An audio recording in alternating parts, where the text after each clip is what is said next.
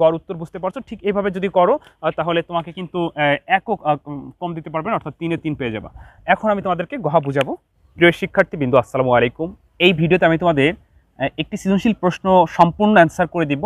এই প্রশ্নটি হচ্ছে হাফ অ্যাডার এবং ফুল অ্যাডার দিয়ে আসছে কুমিল্লা বোর্ড 2016 সালে, অর্থাৎ এই অ্যাডার দিয়ে সর্বশেষ প্রশ্ন 2016 সালে আসছে।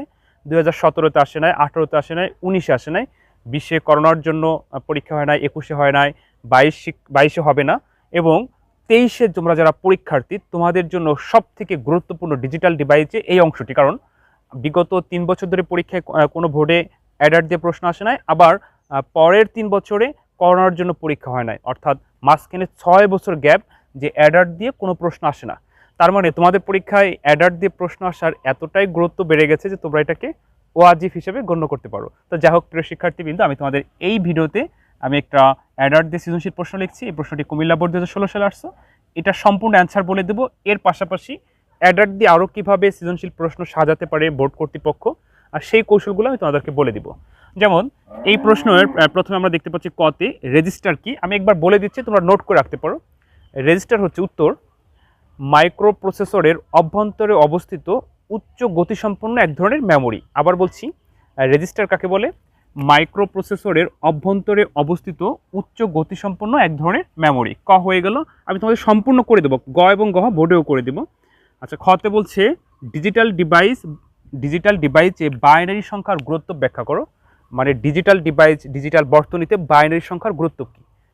আমি তোমাদের প্রশ্নটা উত্তর করার আগে আমি তোমাদের একটু সহজ করে বুঝাই যে গুরুত্বটা কী। যেমন ধরো, আমরা যারা গণনা করি দশমিক সংখ্যায় 0, 1, 2, 3, 4, 5, 6, 7, 8, 9, আর কম্পিউটার হচ্ছে বাইনারি সংখ্যার নিয়মে চলে, অর্থাৎ 0 এবং 1 দিয়ে। তো দেখো, যদি কম্পিউটারকে আমরা এই দশমিক সংখ্যা বোঝাতে চাইতাম, তাহলে কম্পিউটারকে আমরা কমান্ড দিলাম 0 দ্বারা অফ, 1 দ্বারা চালু, 2 দ্বারা কি বোঝাবো? তখন কম্পিউটার বিপদে পড়ে যাবে যে 3 দ্বারা কি করবে, 4 দ্বারা কি করবে। এজন্য কম্পিউটার বাইনারি সংখ্যায় কাজ করে, অর্থাৎ মেশিন ভাষাকে বাইনারি ভাষা বলা হয়, যে ওটা সহজে বুঝতে পারে। 0 দ্বারা অফ, 1 দ্বারা চালু। আমাদের কাছে বাইনারি ভাষা বুঝতে সমস্যা হয়, কিন্তু কম্পিউটারের কাছে কি বাইনারি ভাষা একেবারে সহজ। এজন্যই বলছি ডিজিটাল ডিভাইসে বাইনারি সংখ্যার গুরুত্ব ব্যাখ্যা করো। তুমি প্রথমে এরকম উত্তর করবা। আর ডিজিটাল ডিভাইসে বাইনারি সংখ্যার গুরুত্ব অপরিসীম। বাইনারি সংখ্যার মৌলিক চিহ্ন হচ্ছে দুটি 0 এবং 1। ডিজিটাল ডিভাইস অর্থাৎ কম্পিউটার 0 দ্বারা অফ অর্থাৎ বন্ধ বোঝে, 1 দ্বারা চালু বোঝে। তো ডিজিটাল ডিভাইস বা কম্পিউটারের ক্ষেত্রে বাইনারি ভাষা বোধগম্য, অর্থাৎ সহজে আয়ত্ত করতে পারে। এজন্য ডিজিটাল ডিভাইসে বাইনারি সংখ্যার গুরুত্ব অপরিসীম। এরকম তুমি জাস্ট একটু সাজিয়ে সুন্দর করে লিখে দিলা, জাস্ট বেসিক কথা। অনেক বেশি লেখা লাগবে না, অনেক আছে বানিয়ে এটা নিয়ে অনেক লেখে। এরপর পরীক্ষার হল থেকে বেরো এসে বলে যে বন্ধুরা বলে না কত পাবি, তখন বলে আরে প্রতি পেজে 1 দিল 40। দরকার নেই সবের, ঠিক আছে? তুমি যতটুকু লিখবা গঠনমূলক করে সুন্দর করে অল্প লেখো, বেসিক কথা লেখো। তো যাই হোক, আমরা খ শিখলাম যে ডিজিটাল ডিভাইসে বাইনারি সংখ্যার গুরুত্ব ব্যাখ্যা করো। ডিজিটাল ডিভাইসে বাইনারি সংখ্যার গুরুত্ব অপরিসীম, কারণ বাইনারি সংখ্যা হচ্ছে দুটি 0 এবং 1। ডিজিটাল ডিভাইস 0 দ্বারা অফ বোঝে, 1 দ্বারা চালু বোঝে, যার ক্ষেত্রে ডিজিটাল ডিভাইসে বাইনারি সংখ্যা সহজে সংকেত হিসেবে ব্যবহার করা যায়। এজন্য ডিজিটাল ডিভাইসে বাইনারি সংখ্যার গুরুত্ব অপরিসীম। এই আর কি 2-4 কথা তুমি সুন্দর করে সাজিয়ে লিখবা। এখন গতে আমরা দেখতে পাচ্ছি বলকচিত্র 1 মৌলিক গেট দিয়ে বর্তনী অঙ্কন করে সত্যক সারণী ব্যাখ্যা করো। অর্থাৎ বলকচিত্র 1 কি এটি তোমার চিনতে হবে। আমরা এখানে দেখতে পাচ্ছি এ এবং বি, আউটপুট হচ্ছে এসসি। এটি হচ্ছে ইনপুট, এটি হচ্ছে আউটপুট। এখন এই ইনপুট হচ্ছে এবি, আউটপুট হচ্ছে এসসি। তো এটি দেখে তোমাদেরকে চিনতে হবে এটা হচ্ছে হাফ অ্যাডার। তো প্রশ্নটি এখানে কিন্তু হাফ অ্যাডার বলতে পারতো, কিন্তু হাফ অ্যাডার কেন বলে না, যে তোমরা বলকচিত্র চেনো কিনা, এই জন্য আর কি। তো বলকচিত্র 1 দিয়ে মৌলিক গেট তৈরি করতে, মানে মৌলিক গেট দিয়ে বলকচিত্র 1 অঙ্কন করতে বলছে এবং সত্যক সারণী ব্যাখ্যা করতে বলছে। আমি এখন তোমাদেরকে গ করাবো। তো গহটা একটু পড়ে নেই, কারণ আমি গহ করানোর সময় এই পুরোটা পরিষ্কার করে নিতে হবে। তো তোমরা একটু প্রশ্নটা স্ক্রিনশট দিয়ে রাখতে পারো তোমাদের কাছে যদি না থাকে। আচ্ছা, এরপর ঘ নাম্বারে বলছে বলকচিত্র 1 দ্বারা বলকচিত্র 2 এর লজিক বর্তনী বাস্তবায়ন করা যায় কিনা বিশ্লেষণ করো। মানে হাফ অ্যাডার দিয়ে আমরা দেখতেছি বলকচিত্র 2 হচ্ছে কি ফুল অ্যাডার, তাহলে হাফ অ্যাডার দিয়ে ফুল অ্যাডারের ডায়াগ্রাম বাস্তবায়ন করতে বলে নাই, বলছে লজিক বর্তনী মানে লজিক চিত্র। তো হাফ অ্যাডার দিয়ে ফুল অ্যাডারের লজিক বর্তনী বাস্তবায়ন করা যায় কিনা এরকম একটা প্রশ্ন ঘ নাম্বারে আসছে। অবশ্যই কিন্তু হাফ অ্যাডার দিয়ে ফুল অ্যাডারের ডায়াগ্রাম বাস্তবায়ন করা সম্ভব, হাফ অ্যাডার দিয়ে ফুল অ্যাডারের লজিক বর্তনী বাস্তবায়ন করা সম্ভব। তো আমি তোমাদের বাস্তবায়নটাও দেখিয়ে দিব, গও দেখিয়ে দিব। তো এখন আমি এই প্রশ্নটি মুছে ফেলবো, তোমরা একটু জাস্ট স্ক্রিনশট দিয়ে তোমাদের কাছে প্রশ্নটি সংরক্ষণ করে রাখো। আমি তোমাদেরকে গ শেখাবো যে বলকচিত্র এক মৌলিক গেট দিয়ে বর্তনী অঙ্কন করা শেখাবো, আর হচ্ছে গ নাম্বারে হাফ অ্যাডার দিয়ে ফুল অ্যাডার বাস্তবায়নটি শিখিয়ে দিব। তো প্রিয় শিক্ষার্থীবৃন্দু, তোমরা যারা আমার এই চ্যানেলটি সাবস্ক্রাইব করছো অবশ্যই তোমাদেরকে ধন্যবাদ, আর যারা এখনও করো নাই সাবস্ক্রাইব করে রেখো, কারণ আমার এই চ্যানেলে শুধু আইসিটি ক্লাসের ভিডিও আপলোড করা হয়। নিয়মিত তোমরা সাজেশন পাবে পরীক্ষার অবধি পর্যন্ত, এবং বিভিন্ন সৃজনশীল প্রশ্ন, বহু নির্বাচনী প্রশ্ন শুধু আইসিটি ক্লাসে আপলোড করা হয়, এছাড়া অন্য কোনো ভিডিও, অন্য কোনো কিছু আপলোড করা হয় না। তো তোমরা যারা আইসিটির সাথে থাকতে চাও অবশ্যই চ্যানেলটি সাবস্ক্রাইব করে রেখো। তো প্রিয় শিক্ষার্থীবৃন্দু, আমি এখন গ তোমাদেরকে সমাধান করে দিব। গতে লেখা ছিল প্রশ্নটা যে বলকচিত্র এক মৌলিক গেট দিয়ে বর্তনী করো এবং সত্য সারণী ব্যাখ্যা করো। তো বলকচিত্র এক ছিল কি হাফ অ্যাডার। হ্যাঁ, হাফ অ্যাডার অর্থাৎ সত্য সারণী না করে কিন্তু মৌলিক গেট দিয়ে বাস্তবায়ন করা সম্ভব না। তা এখানে আমরা প্রথমে লিখবো বলকচিত্র একের সত্য সারণী তৈরি করা হলো। ফার্স্টে আমরা কি লিখবো, বলকচিত্র একের সত্য সারণী করা হলো, বা তুমি আরেকটু সুন্দর করে প্রথমে ব্যাখ্যা করবে যে বলকচিত্র এক হচ্ছে হাফ অ্যাডার, নিচে হাফ অ্যাডারের সত্য সারণী তৈরি করা হলো। আমি এখন সত্য সারণী দেখাচ্ছি, দেখো। সত্যক সারণী তৈরি করার ক্ষেত্রে আমরা জানি যে কোনো সত্যক সারণীর ক্ষেত্রে ইনপুটের উপর ডিপেন্ড করবে ঘর কয়টা হবে। আমরা দেখছিলাম যে বলকচিত্র একে ইনপুট ছিল দুটি, তার দুটি ইনপুট হলে ঘর হবে কয়টি, চারটি, অর্থাৎ এ বি ইনপুট ছিল, ঘর হবে চারটি। যে কোনো সত্যক সারণীর এই ঘরগুলো পূরণ করার নিয়ম এক, অর্থাৎ অর্ধেক শূন্য প্রথম ঘরে, অর্ধেক অন, যতগুলো ঘর থাকবে অর্ধেক শূন্য অর্ধেক অন, পরের ঘরে হচ্ছে এটির অর্ধেক, অর্থাৎ শূন্য ওয়ান শূন্য ওয়ান। আউটপুট ছিল কি এস এবং সি। তো হাফ অ্যাডার দুই বিটের সাহায্যে যোগ করে, এস হচ্ছে এক্স অর গেট, সি হচ্ছে অ্যান্ড গেট। তো এস এর কাজ কি, এস মানে হচ্ছে সাম, সি মানে হচ্ছে ক্যারি, অর্থাৎ আমরা যোগ করব, যোগ ফলটা এস এর ঘরে বসবে সাম, আর সি হলো ক্যারি। যখন যোগ করব, যোগ করার পরে যে হাতে যে ক্যারি থাকবে সেটি আমরা সির ঘরে বসাবো। তো যোগ করো, অবশ্যই তোমরা যোগ পারবে, যেহেতু তোমরা উচ্চ মাধ্যমিক শিক্ষার্থী। আমরা যোগ করি, শূন্য শূন্য যোগ করলে শূন্য, হাতে কিছু নাই শূন্য। অনেক শিক্ষার্থী আছে যে তোমরা এটাকে প্রথমে এই ঘর করাও, পরে সির ঘর করতে যাও, সে কিন্তু পারবে না, কারণ এটি কিন্তু একটির সাথে আরেকটি জড়িত, একসাথে করতে হবে। এরপর আমরা দ্বিতীয় লাইন করব, শূন্য ওয়ান আছে, তো এ শূন্য বি ওয়ান, যোগ করলে ওয়ান, হাতে কিছু নাই শূন্য।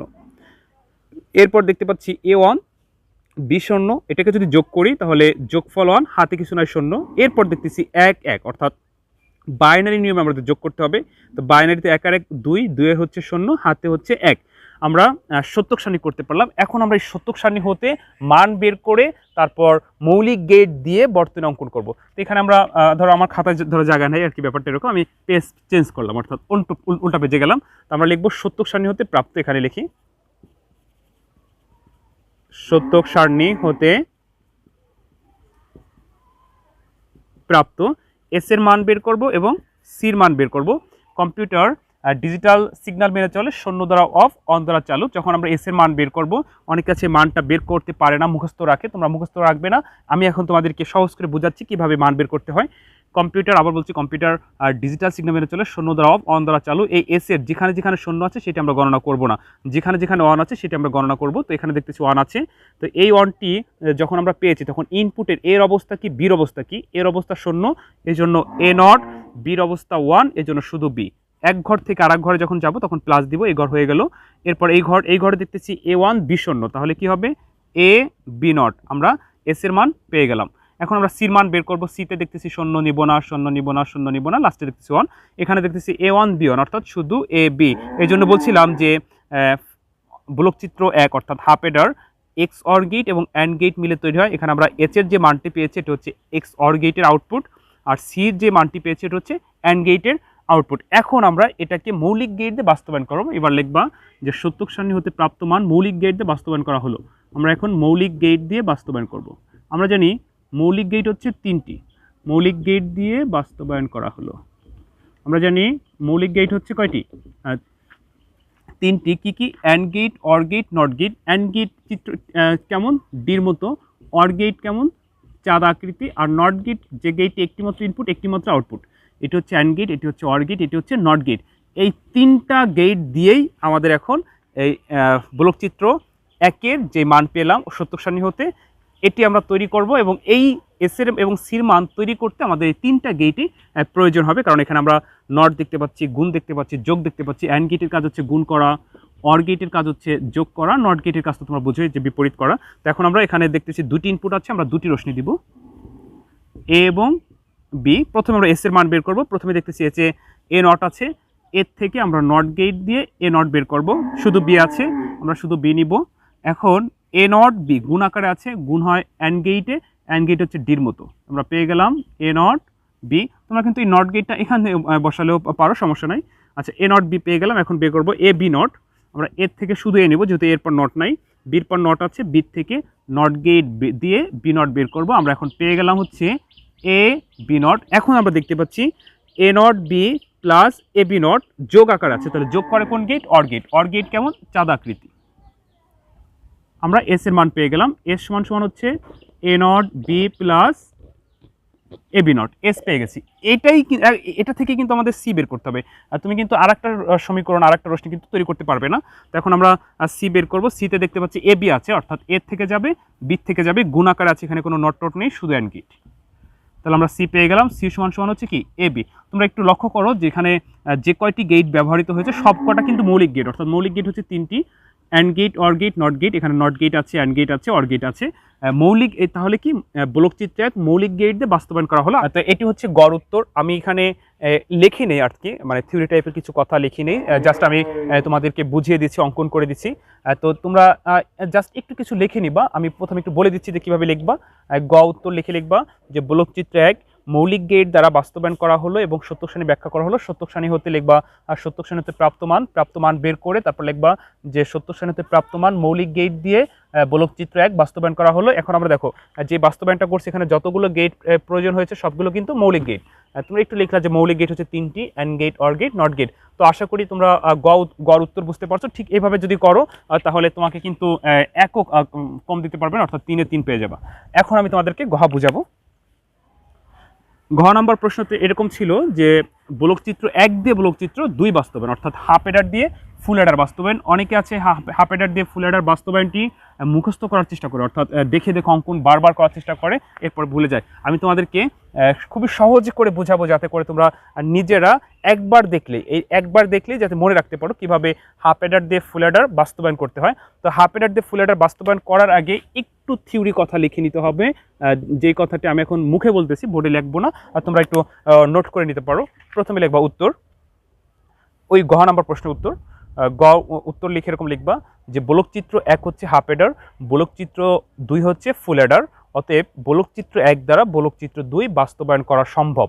এক্ষেত্রে আমাদের দুটি হাফ এডার মানে দুটি বলকচিত্র 1 লাগবে এবং অতিরিক্ত একটি অর গেট প্রয়োজন, নিচে দেখানো হলো। আবার বলছি, গ উত্তর, বলকচিত্র 1 হচ্ছে হাফ এডার, বলকচিত্র 2 হচ্ছে ফুল এডার, বলকচিত্র 1 দিয়ে বলকচিত্র 2 বাস্তবায়ন করা সম্ভব। এক্ষেত্রে আমাদের দুটি হাফ এডার প্রয়োজন এবং অতিরিক্ত একটি অর গেট লাগবে, নিচে দেখানো হলো কথাটি বলে এখন দেখিয়ে দেবো। তো আমি তোমাদের এখন অঙ্কনটা দেখাচ্ছি, আর থিওরি কথাটা তোমরা খাতায় লিখে নিও। তো বলছিলাম যে বলকচিত্র 1-এর লজিক বর্তনী দিয়ে বলকচিত্র 2 বাস্তবায়ন করতে বলছিল। তো বলকচিত্র 1 হচ্ছে হাফ এডারের লজিক বর্তনী হচ্ছে এক্স অর গেট এবং and gate, XOR gate এবং হচ্ছে অ্যান্ড গেট। দেখো আমি এখানে একটি হাফ এডার অঙ্কন করলাম।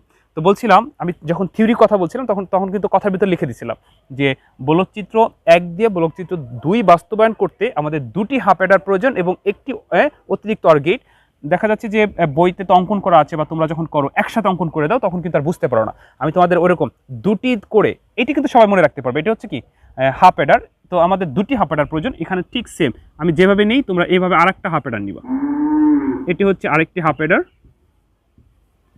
এটি হচ্ছে আরেকটি হাফ এডার। তো এখানে আমরা এ এবং বি ইনপুট করলাম, এটি হচ্ছে এস, এটি হচ্ছে সি, এটি হচ্ছে এস, এটি হচ্ছে সি। আমরা এখানে সংকেত দিব, এটি হচ্ছে হাফ এডার 1, এটি হচ্ছে হাফ এডার 2।